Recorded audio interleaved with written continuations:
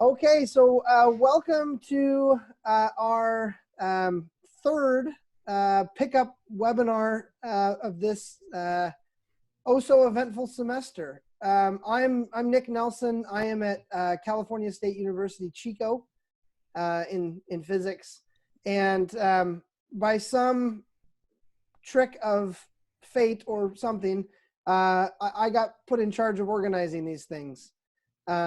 So a couple of housekeeping things before we get started.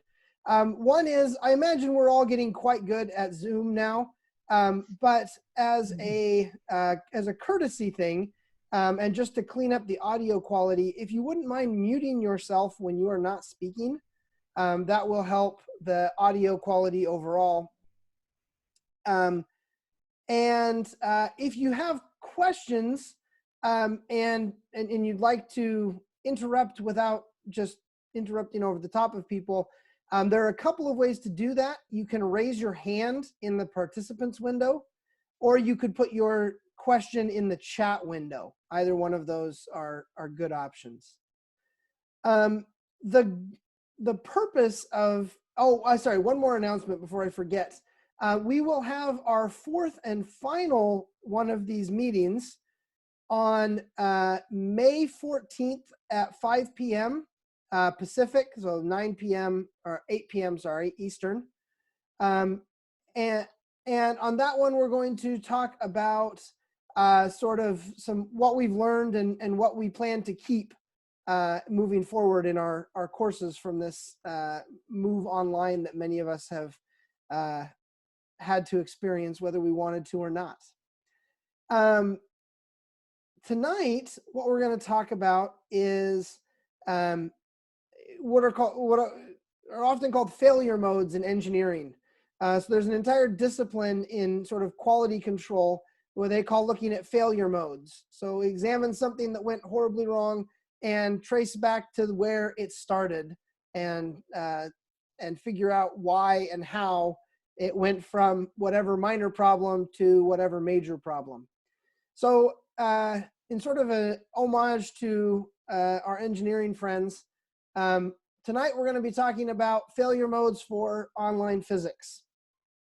And we have a few people who have volunteered to share some experiences, and then there'll be plenty of time for discussion and comments and suggestions moving forward.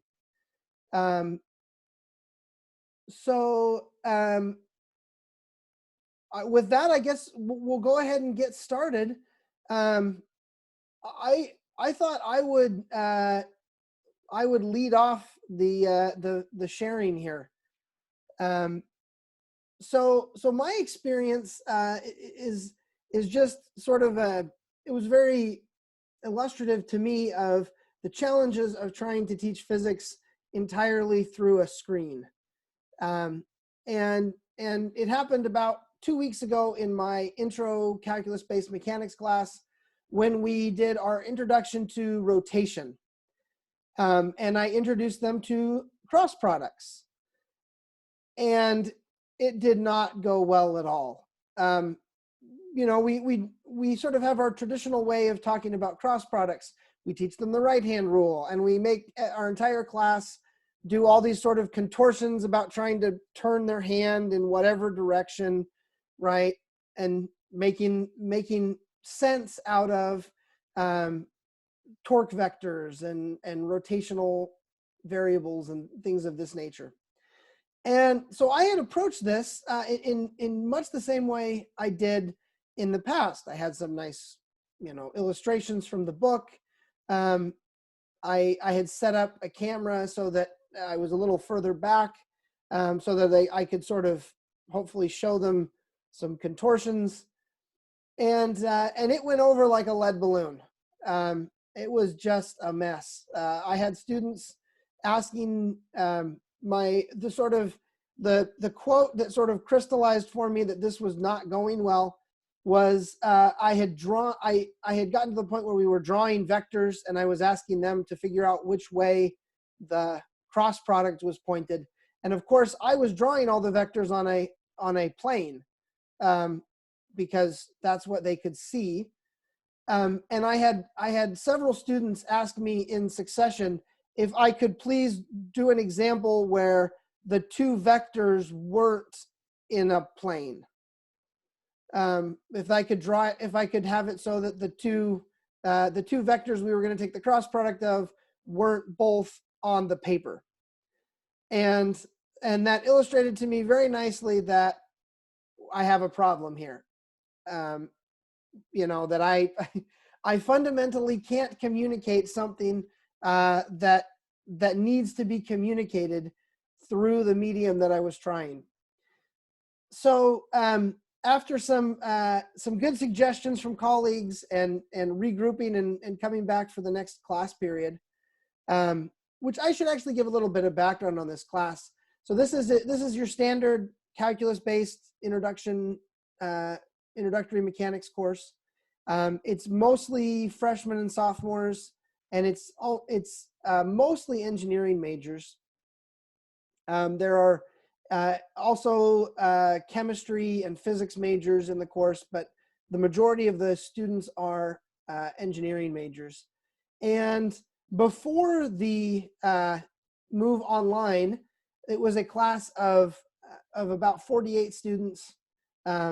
It has shrunk. I had some immediate defections and some disappearances by students.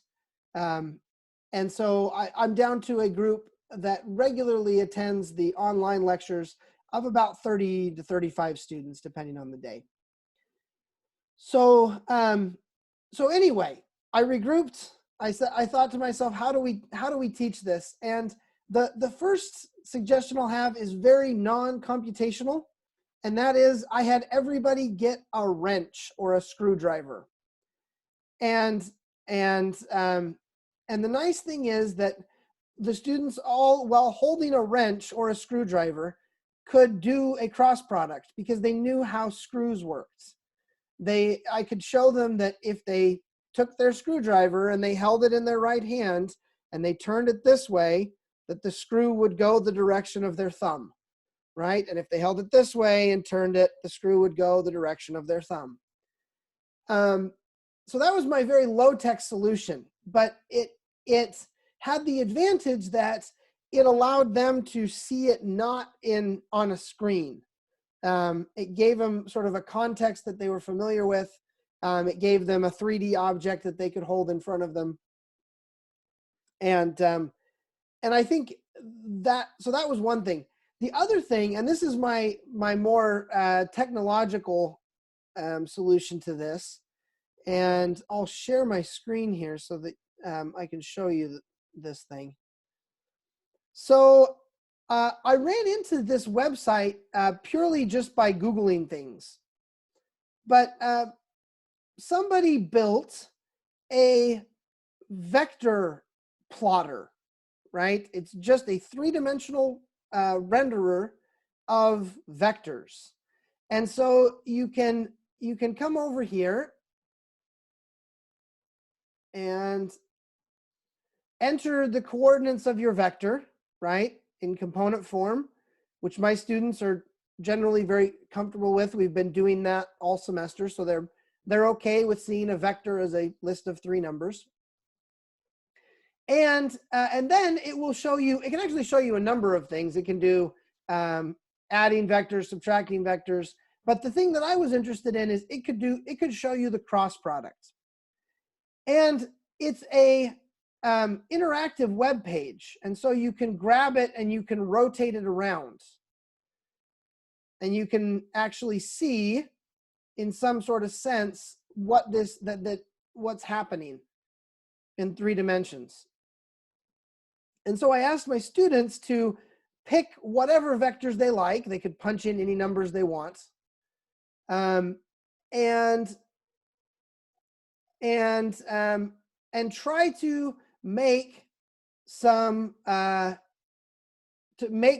vectors, right? So, make 2 vectors and do their cross product. So for example, I had them all come over here and type in a vector that was 1, 0, 0. And I had them do the cross product of that with 0, 1, 0. And then I said, okay, what's it going to draw? And we hit draw. And of course, it draws the vector straight up, right? The cross product of, X and Y is Z, right? And we could play around with this, right? We could fiddle, we could play, we could have them do things. And I told them, okay, now make up any two random vectors you want, so make this one -2 and that one, 3, and redo it. And then rotate your screen so that you can see that any two of these vectors lie in a plane, right? So if you orient your screen the right way, you can see that, in fact, the blue and the red vector lie in a plane, right? I can get to the point where I rotate them around and they can see that, yes, in fact, they do. And I can show that the green and the red lie in a plane, right? So anyway, we could play around with it and we could show that, in fact, these cross products really do the things we wanted. And because this thing has the ability for you to rotate it, the students could get some sense of the 3D nature. Now, did they really get it? Was it as good as doing it in person? I'm very skeptical of that. But at least it resolved the immediate panic of my students realizing that they had no idea what we were talking about. So it gave them at least some toehold on the concepts. So that was my failure mode. In terms of things that I learned from this, I learned that, as we've all learned, that teaching online is really a different beast than teaching in person. Even if you thought you were doing things in a very flipped sort of way, it's just different when you have to do everything through a screen. When you don't get to actually be in the same room with the people, it really changes things. So anyway, I'll stop there. And if people have questions or comments, I guess one question, Tony was asking if I use matter interactions. We don't. I actually use the OpenStax University Physics textbook for the primary reason that it's free. Go ahead, Brett. Well, I sent this in the chat, but I didn't catch where this app was. You said it was online. Could you put the URL and the chat thing so we all have it? You bet. Thank you.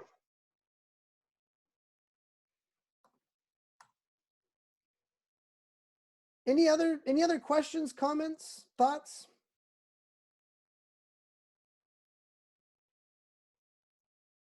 The right-hand rule totally undid me.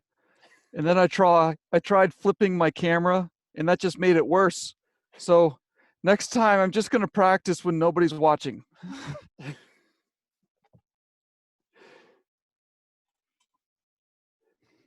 All right. Nick, go ahead.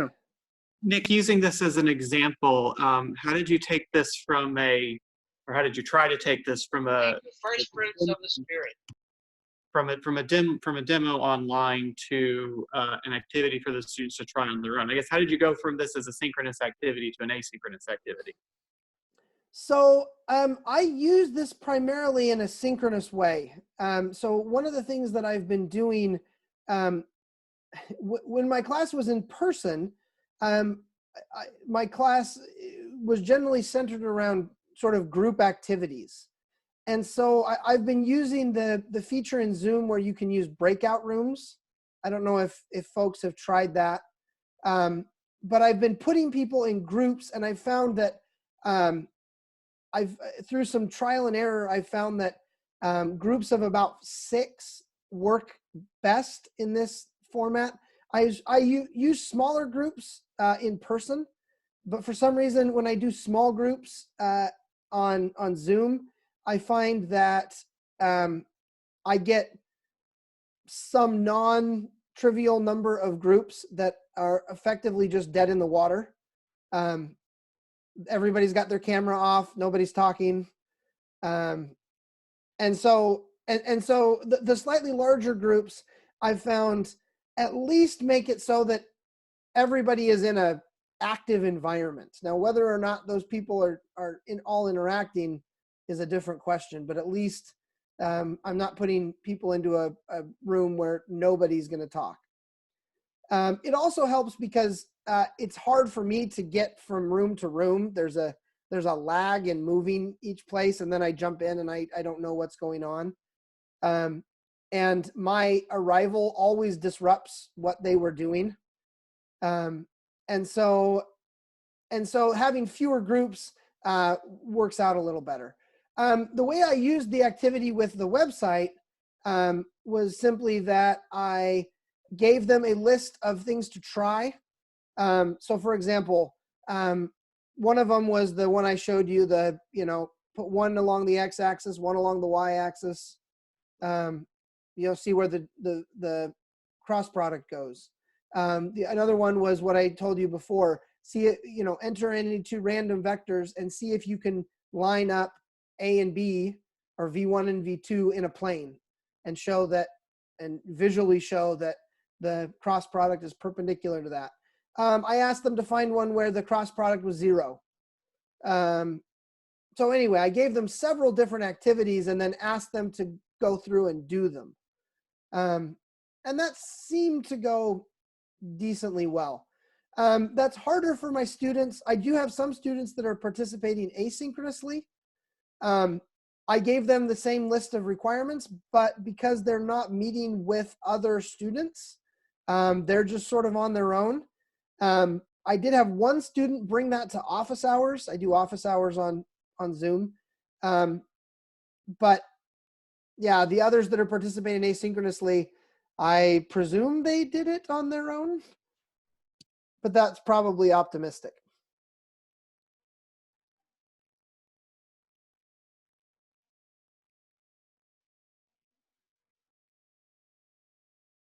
Okay, I better stop talking because we have 2 other people who are planning on sharing. So can I ask oh, a yeah, quick go ahead. question? So this is very nice. Thank you so much for bringing this, because I am tomorrow morning I am teaching 2-hour-long studio class on magnetic forces. I'm starting magnetism tomorrow. So this is very good. Thank you so much. But I have a question. Did you get any feedback about this simulation from students? Like, how did they like it, or like, did this help to get the concept of the cross product? I got a little bit of feedback just, from student comments in class that they thought this helped a little bit. And I will also say that that I think that just the feel I got from the types of questions that were being asked of me showed that at least now we were all like, we had sort of a base level understanding. The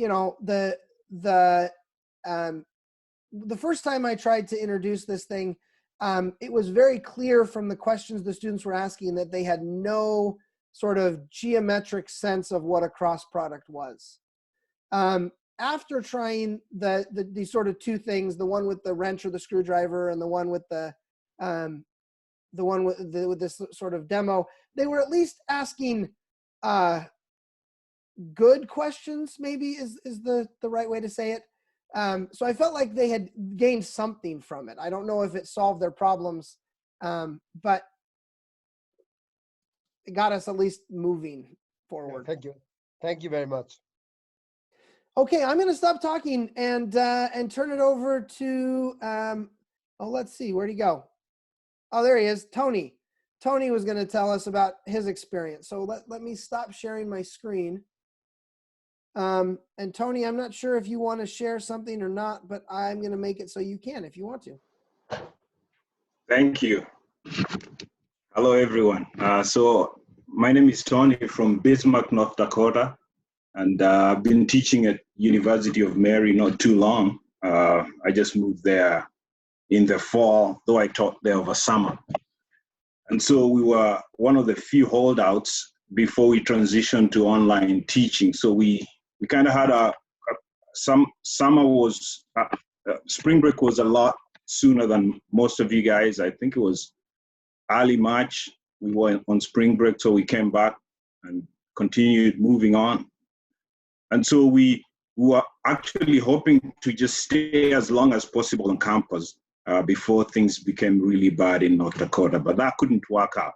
So we were thrown out really fast and started thinking about teaching online.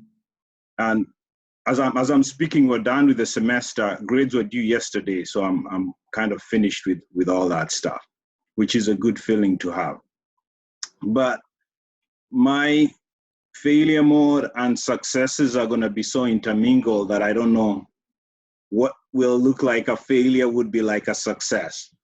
So one of the things I struggled so much with was exams, and I may have reached out to a couple of you to find out how are you going to do an exam. So I determined that I was going to do projects for the final exam, but I was going to do a few exams, at least the second midterm or the third midterm was going to be an exam. But I just couldn't find a good way of doing it. So what I ended up doing was in my relativity, which was kind of a modern physics course that had waves and oscillations, I ended up doing expert TA.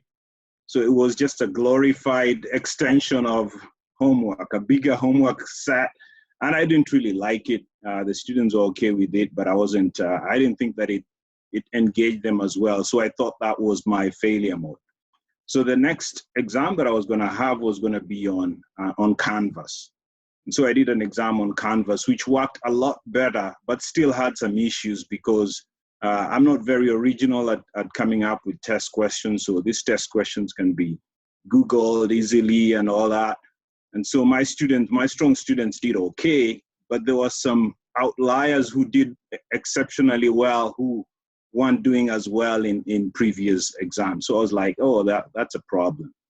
But the one thing that I wanted us to talk about, which is my failure mode and also a success, was the projects that I did with my students. So once I determined that it was going to be really rough doing those final exams, I pivoted towards projects. And I had the advantage that I started doing projects like in 2011, video analysis projects, where I would have my students during their final semester do a video analysis project, and maybe if they're really good, add a computational aspect to it. So I've done those for the last 5 or 6 years. And so I was like, this can't work this time around, so I should do something different, but it's also related to a project. So I've been teaching this class that is for elementary teachers, not this semester, but last semester. And I experimented with some projects.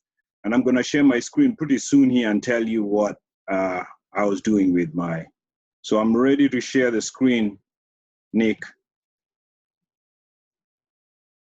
You should be able to. So there you go. So you guys can see my stuff. So I'm talking about implementing these mini lessons during the COVID-19 pandemic. So I was teaching this 2 calculus-based class, Physics 1 and 3. And so the Physics 1 and 3 were the ones that I was thinking about 2 exams. But I decided, well, towards the end, I'm just going to have a project-based final, which was going to be 10% for the Physics 3, but 15% for the Physics 1. And so I was going to have the students do these mini lessons where they would choose whatever audience they want to have and explain some physics concept that they thought they wanted to explain. I gave them a range of topics that they could do, but I wanted them to actually come up with a topic that they were interested in doing. And so that was going to be a 5-minute activity, although for some it turned out to be 10 minutes. Some of them were much longer. So my deliverables were an oral presentation, which I didn't care whether it was voice over PowerPoint or it was going to be Zoom meeting with me. I didn't care about that. But they really had to do something that was active, hands-on, brains-on. So it could also be a PhET simulation, but I tried to make it really broad based on how things were. And then they had to do a group write-up if they had a group. And then finally, there was an individual reflection about what went wrong, what went well, and then they had to critique one of the group's projects. And so that's what I did for my final project. So here are my failures: the good, the bad, and the ugly. And so this is kind of similar to what happened when I was teaching the next gen PET, which is next generation physical science for everyday thinking, which is an elementary students class. Elementary teachers take this. So in that class, the interactions were great in person and on class. They went out and presented to an elementary school in North Dakota, Bismarck somewhere, and that was great. So the other thing that I found that was good in this COVID-19 days was the interactions amongst the students, which I couldn't actually see because that was just the reflections that the students were giving, saying that they really liked working together in a group. The other thing was showcasing and practicing physics. It's surprising that the students really kind of get into this Salman Khan, Khan Academy type of physics, which I'm okay with it, but I don't think it's super great. But most of them were writing equations and explaining how to do stuff in a Khan Academy style, or maybe in a Tony style. And some bad physics was showing up, which was not a bad thing, because then you're able to see where they're going wrong or where their understanding is lacking. So the one thing that I was requiring for this mini lessons was that they should have a model, like a physics model, Newton's law or whatever. That one, they completely misunderstood what a model was. A model would be something like this.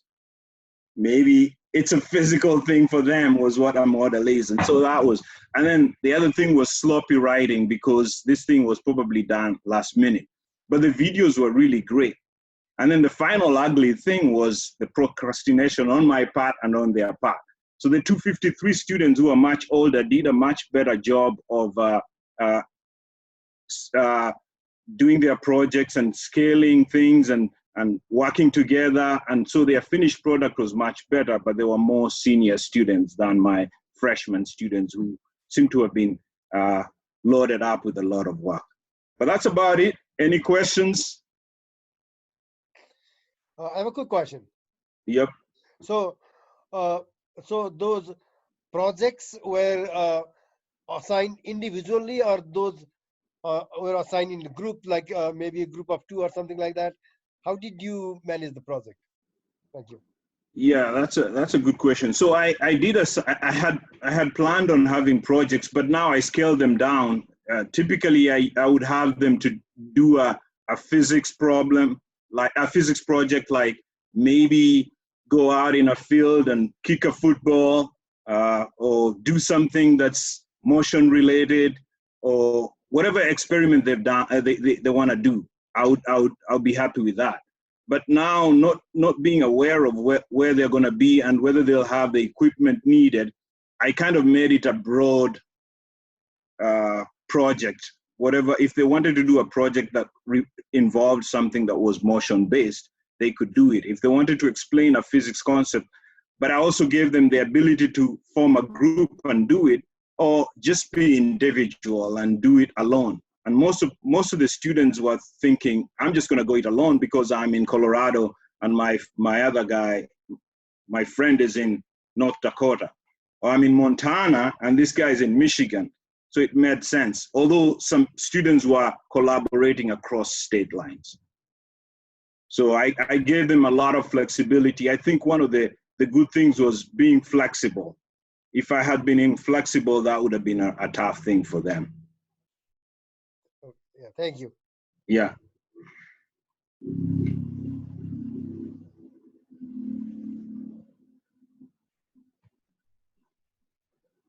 I didn't look at the questions on the chat. Were there any questions?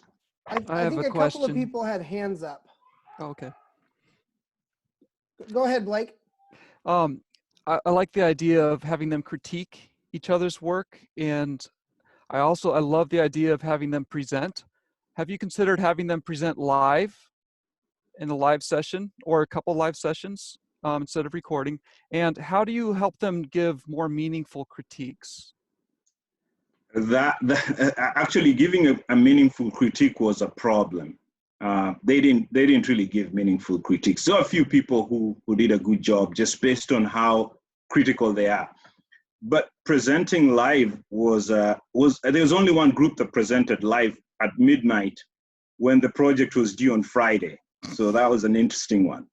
But so, you know, the students themselves don't really even like being on video. It's something that they know how to do. I don't know. So I was really happy to have some synchronous sessions where I would have 3 students on video.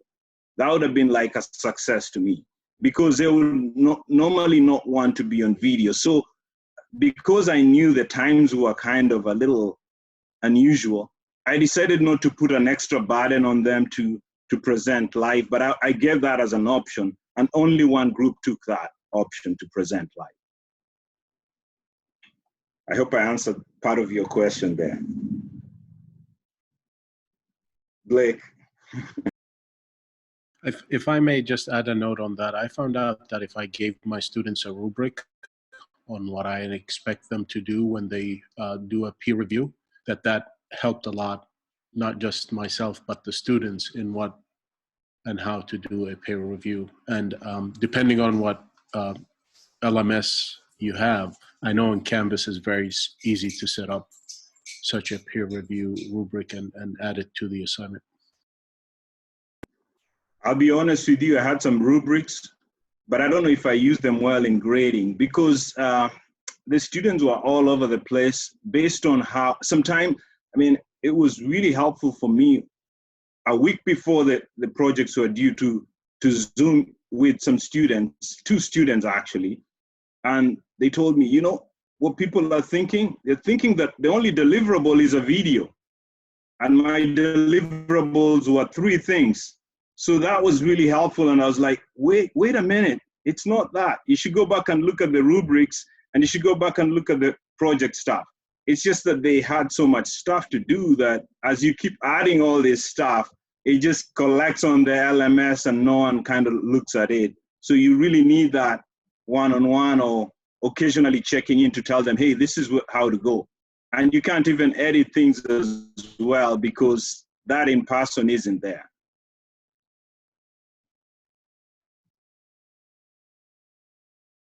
What do you do in situations like that when you get the students that, although they don't present it in a standard, what everyone would expect, present an unusually creative and insightful thing that, and I've had this happen quite often with written assignments, very creative, very insightful, yet does not really fit a standard rubric.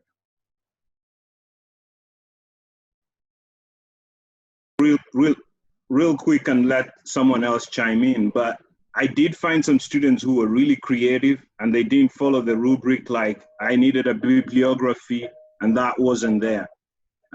So I just basically had to wing it and say, this student is great. I've got to do grade how him like this, because based on what he's doing, he seems to know what's going on. But yeah, I did run into that.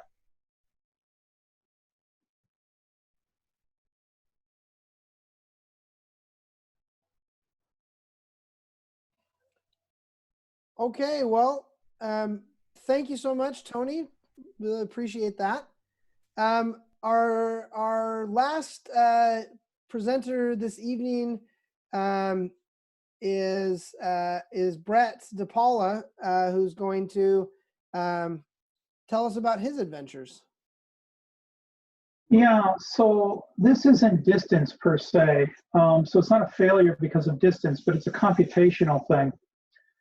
So what I teach, one of the courses I teach is a class for our incoming physics majors. And it's not the, calc base this or calc base that.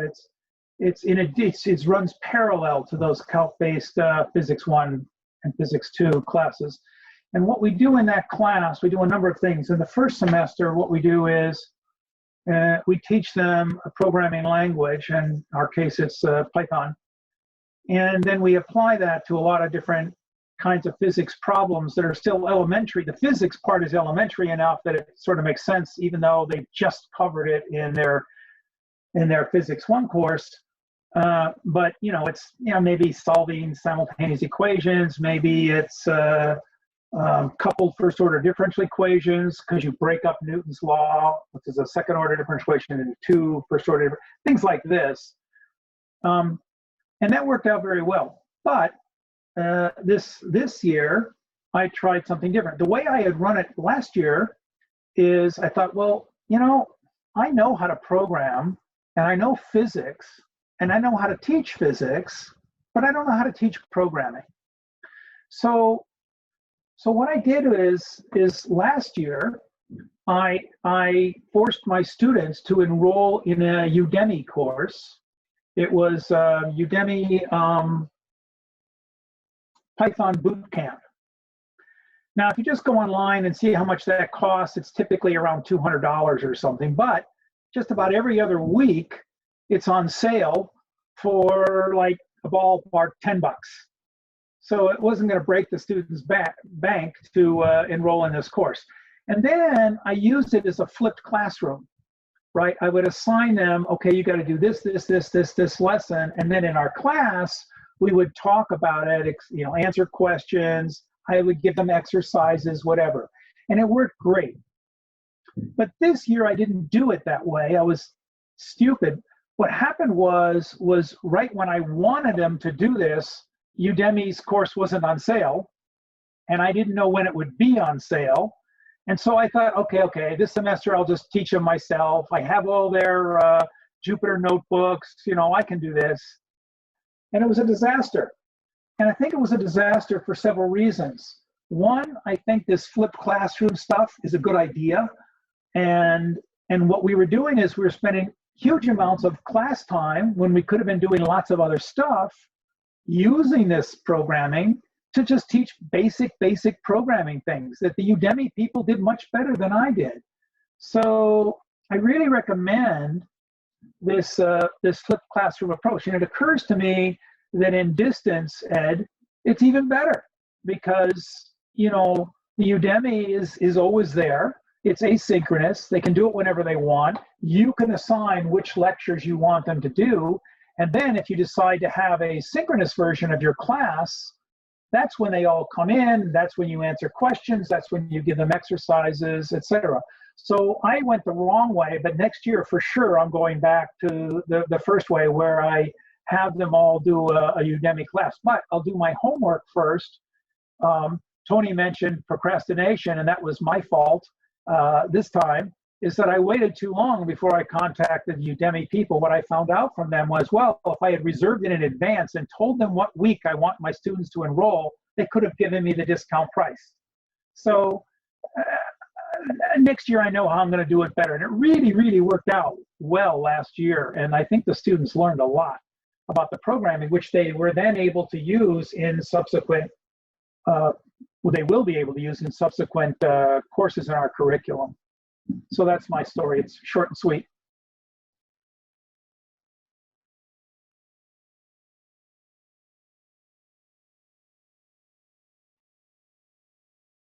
Yeah.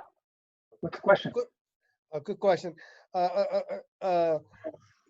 Can any of you please share the physics labs in virtual environment?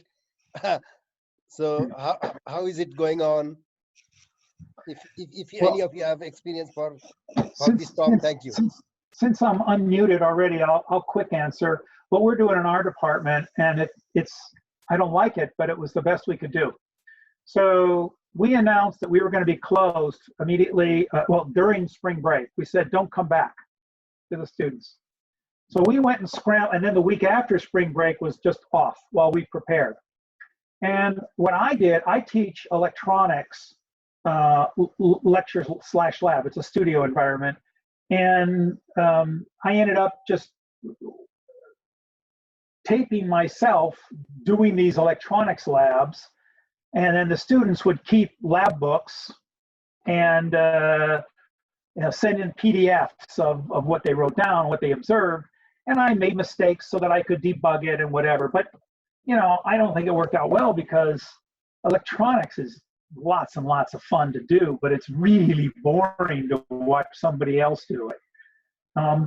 For our other labs, like our Physics 1 and Physics 2 labs, we had our lab instructor in the lab, and he videoed himself doing the labs and giving out data to the students that he measured, and then the students were expected to analyze the data and send it in.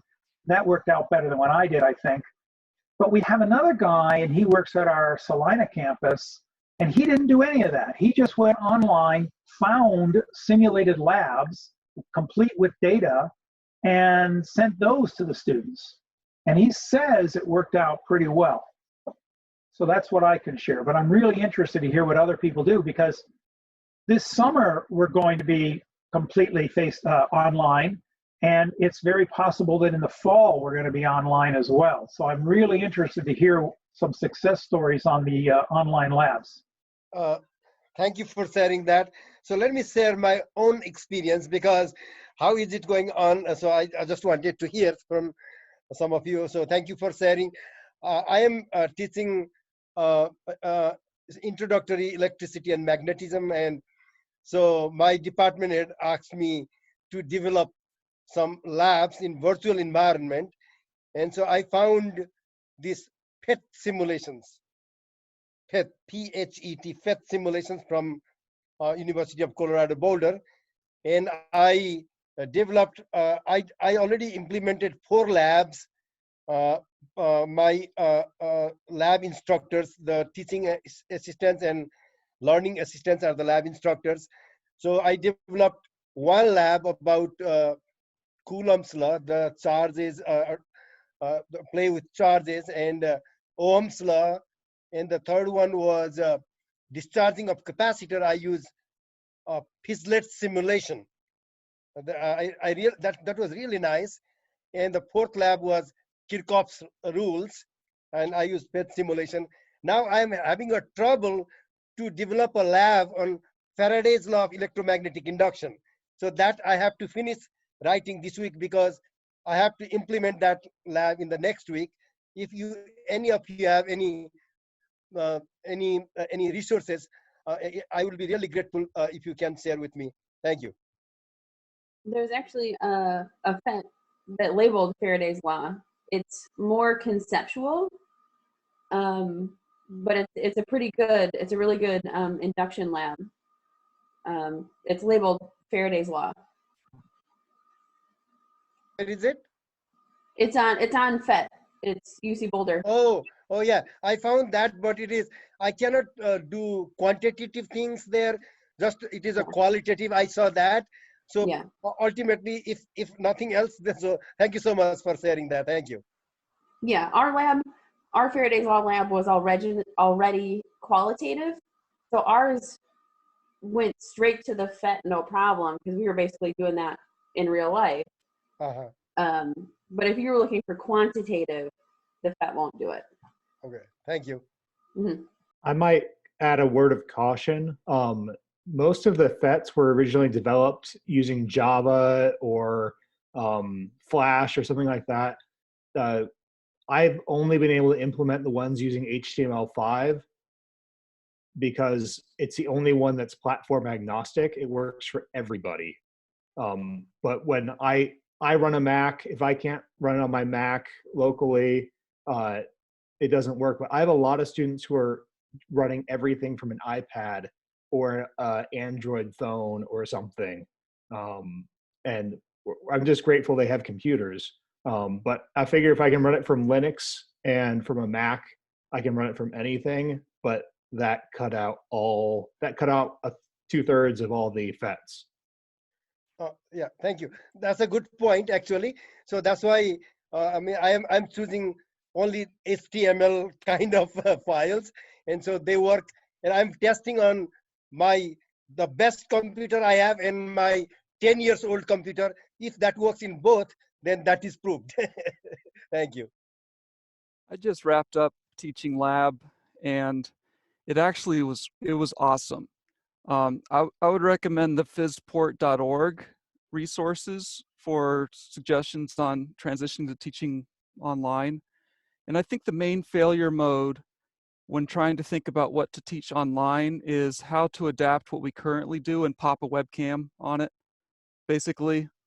So I've been getting in the face with some people on campus and saying, look, we're not just streaming for online. Let's go back to the first principles here. What are the theories of learning we're trying to implement here? What are the pedagogies? Let's go back and, from scratch, what makes sense here? And so reading on Physport, something caught my eye. I was reading a paper by Natasha Holmes that was saying, if we give students agency to design their own research question, then they'll learn more about the process of science. And all along I've wanted to do that. There's all these things I've wanted to do as a teacher, and I think the failure mode is being so cautious that we don't just let go of the side of the pool and swim. Do what we know what we need to do. If we're going to make a change, just go for it. So that's what I did.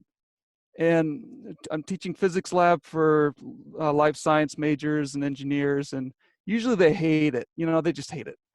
But there was a 3-week sequence where they explored the question that they decided they chose, and they were telling me that was incredible.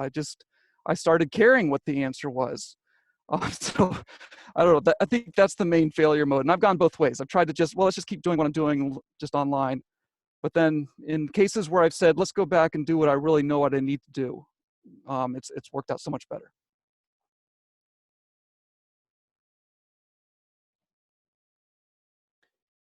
I'll chime in one thing about the moving labs online.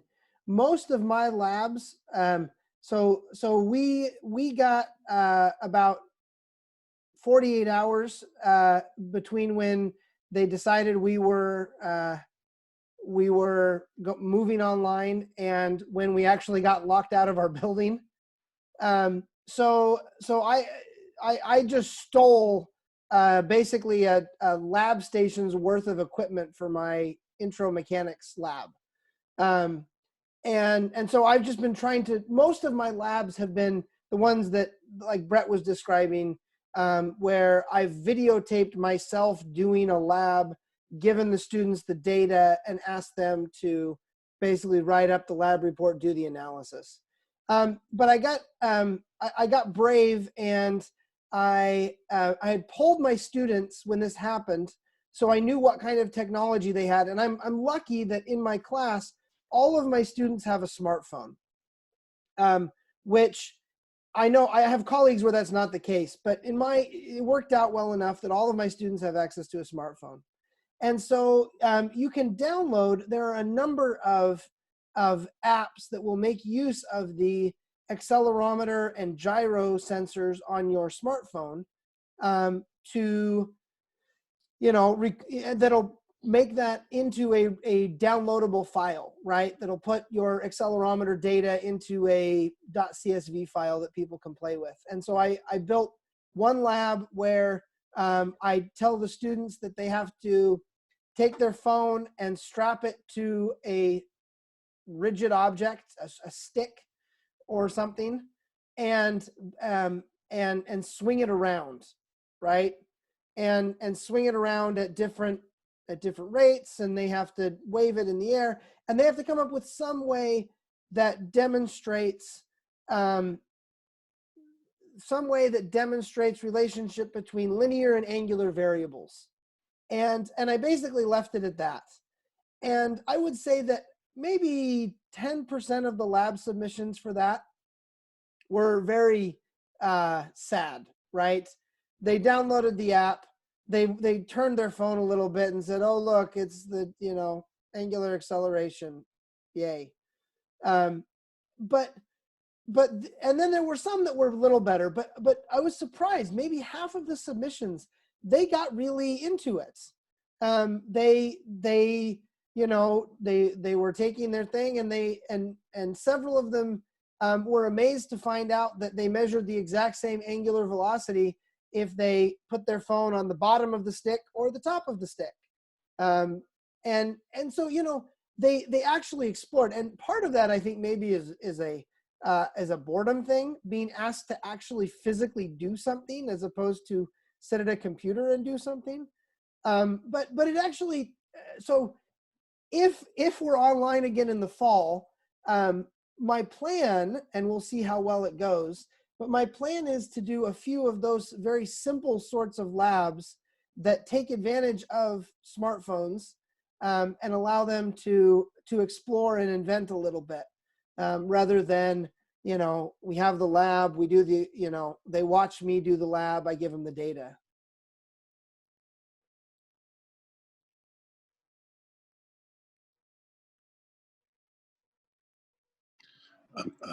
I have a question for the group, and I don't know if it's been addressed in the previous, but what is the feeling among the group about, instead of doing labs where we collect data and demonstrate the experiments, switching them to purely computational projects? Has that been discussed? And if not, how do we feel about that? I currently use one of the PICUP projects as a double lab towards the semester, and it counts as a double lab because they have an entire semester to use it. I'm thinking about doing 2 or 3 of those in the fall if we are online, instead of doing the labs and using the simulations for in between to gather the data and get some of the theory concepts down. Has this been discussed? What do you guys feel about?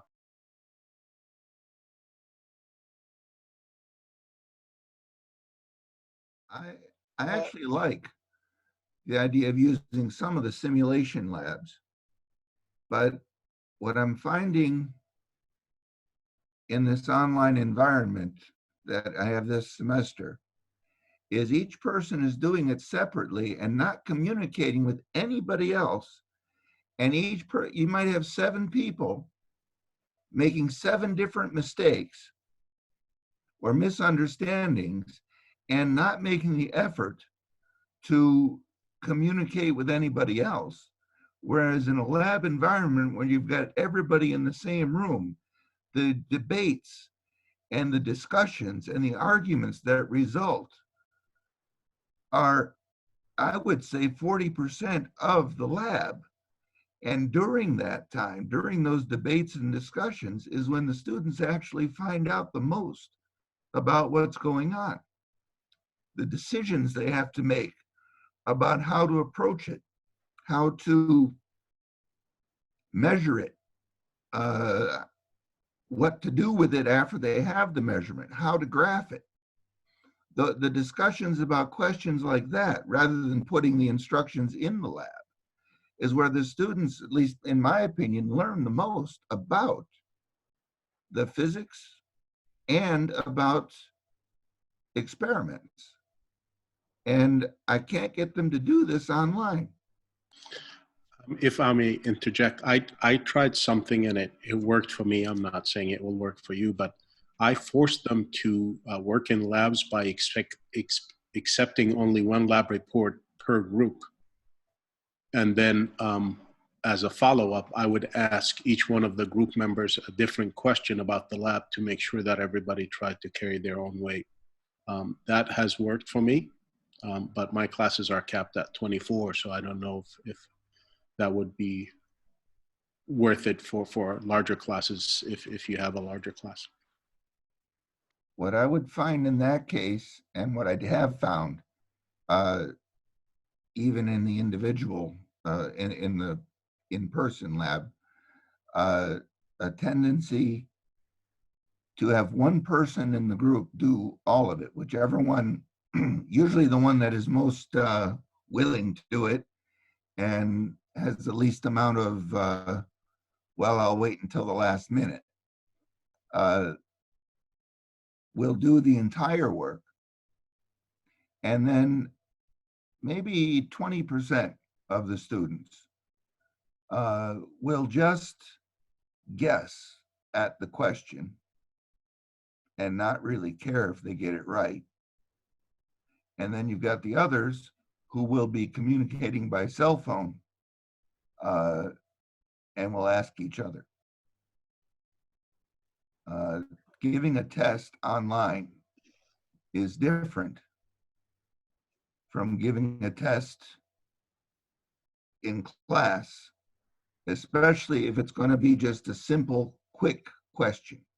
If it's something where they have to write out an entire page, copy it, photograph it, paste it, send it, that is very difficult to copy someone else's work without being obvious.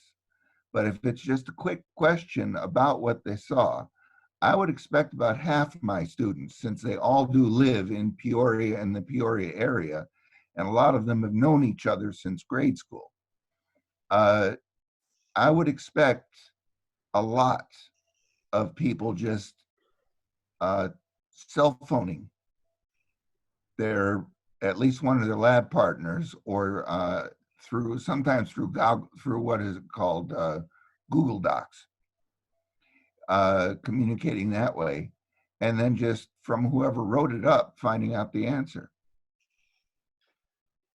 Going back to Michael's question about considering computational-based simulated labs, I think it's intriguing.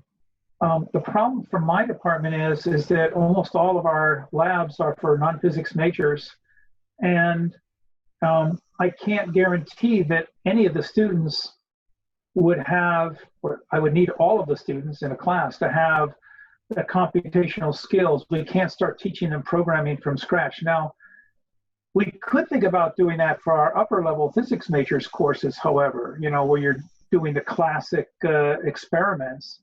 And that's an intriguing idea, and I think I'll talk to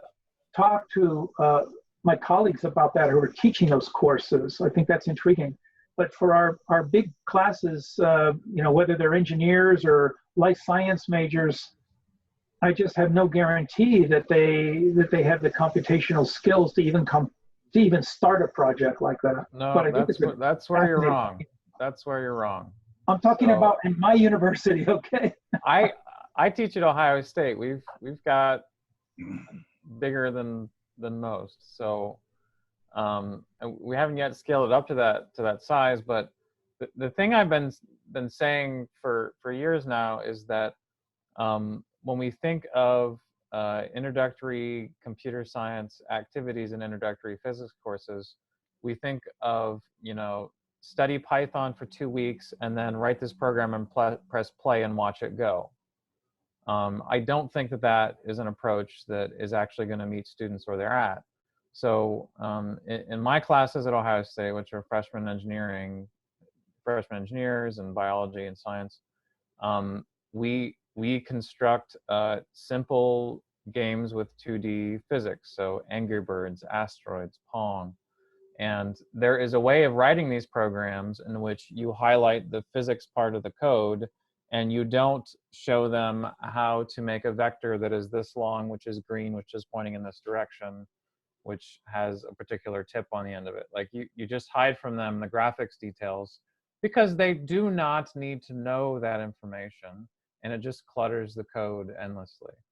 So so that's what I do for my courses. I mean, connecting it with the labs is something I'm thinking about. Could I interrupt you to ask a question? Sure. I think that's fascinating.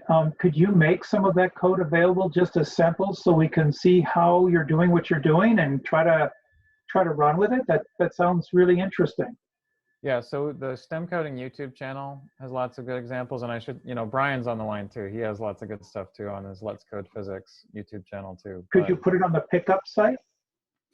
So some of my activities are on the PICUP site. Where you're doing this coding, where you're hiding some things and not others, and yeah. So there's okay. I mean the examples on the PICUP site, that is what I do. I'm hiding the code. That the reason that people don't hide more code in the PICUP community, I think, is because there is, I don't want to call this an issue or a bug or anything, but just a feature of Visual Python is that all of the code that is run has to be in one file. There is no way of having a separate file in which you're defining the functions and subroutines and all that. And so so for example, in GlowScript, there's only one page that you get to put code in. You don't get to create another tab. Even with Trinket, if you use Trinket.io, which a lot of people are starting to do, which is, I think Trinket's great, you cannot have a VPython tab and then another VPython tab that you can hide things behind.